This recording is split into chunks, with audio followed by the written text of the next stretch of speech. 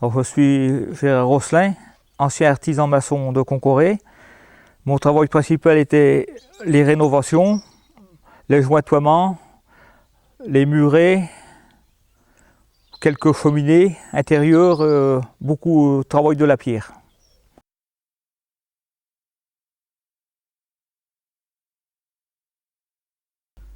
Alors ici vous avez des pierres de la carrière de Trécouette sur la commune de Muel à l'est de Concoré, qui est du schiste pourpre rouge.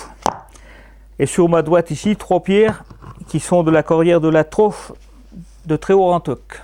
Alors la pierre de la carrière de Compère est beaucoup plus difficile à tailler que la pierre de Tréhaut-Rantoc, étant beaucoup plus tendre et n'ayant pas le même fil de pierre.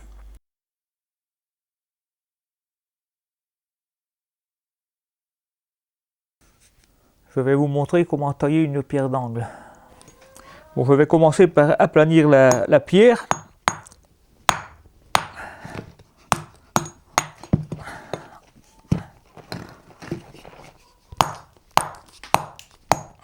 Enlever les bosses.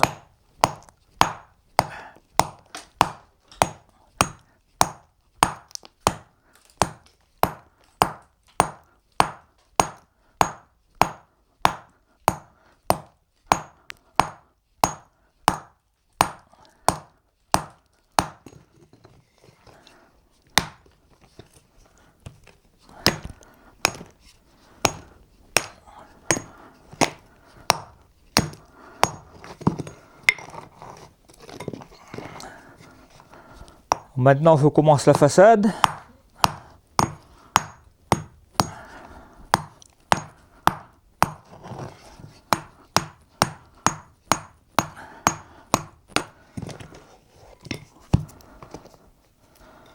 Ensuite, je fais l'angle.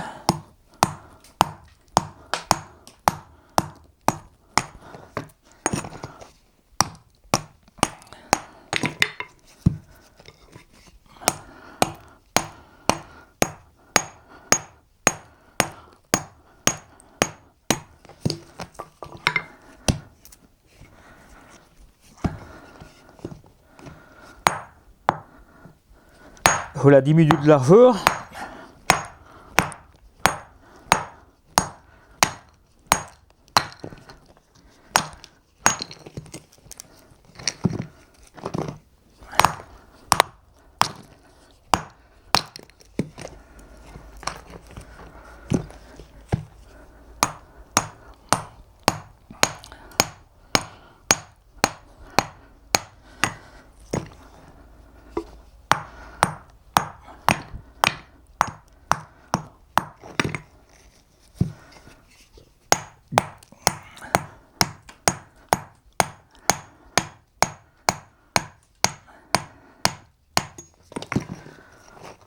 Et maintenant, je prends l'équerre pour regarder l'équerrage de la pierre.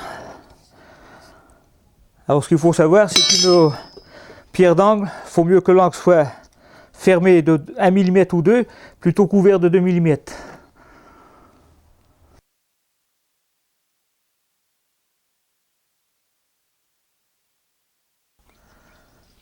Alors ici, on se trouve devant une ancienne maison où j'ai fait des joints à la faux. Alors, avant de faire les joints, il y a toute une série de travaux à faire. Il y a le dégradage entre les pierres, l'humidification des murs, mais ce qu'il ne faut pas faire, c'est surtout faire un nettoyage des pierres au Karcher. Car en appuyant le Karcher, ce qui se passe, toute l'humidité avec la pression, l'eau rentre à l'intérieur des murs, et ce qui dégrade tout et qui est très mauvais, car quand les joints sont fait, l'humidité reste à l'intérieur des murs et ne ressort pas. Ce qui est très mauvais pour l'intérieur de la maison, tandis qu'en faisant un arrosage manuel, ça va tout seul. Alors là, les joints sont faits avec du sable, un seau de sable et un seau de chaux. Alors, il faut faire avec une spatule. On met le mortier entre les pierres, on laisse sécher un peu, on passe un coup de fer à joint. Et quand ça a commencé à sécher suffisamment, on donne un coup de brosse sur les joints pour les rendre plus rustiques.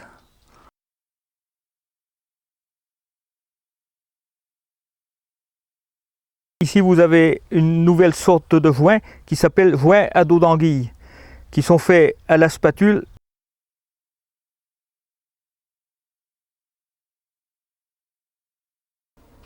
Alors ici on se trouve devant une porte plein cintre avec les jambages qui se constituent d'une pierre longue et d'une pierre courte, à choc qui sont superposées les unes sur les autres. Et nous arrivons au départ de la voûte où ça commence par une pierre plus épaisse à l'extrémité qu'au côté jambage. Et toute la voûte se fait de la même façon, de façon que au décoffrage, la pierre se tienne toute seule. Et nous montons là, et ici, au milieu, la pierre du centre s'appelle la clé de voûte. Et l'autre côté, c'est la même chose.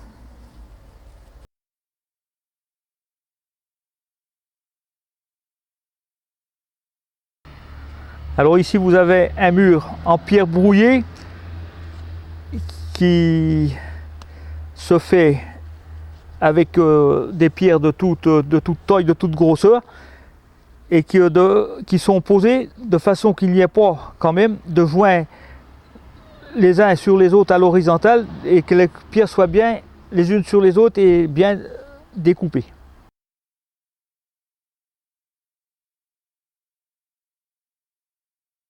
Alors ici on se trouve devant un mur de pierre qui s'appelle maçonnerie en pierre de rang.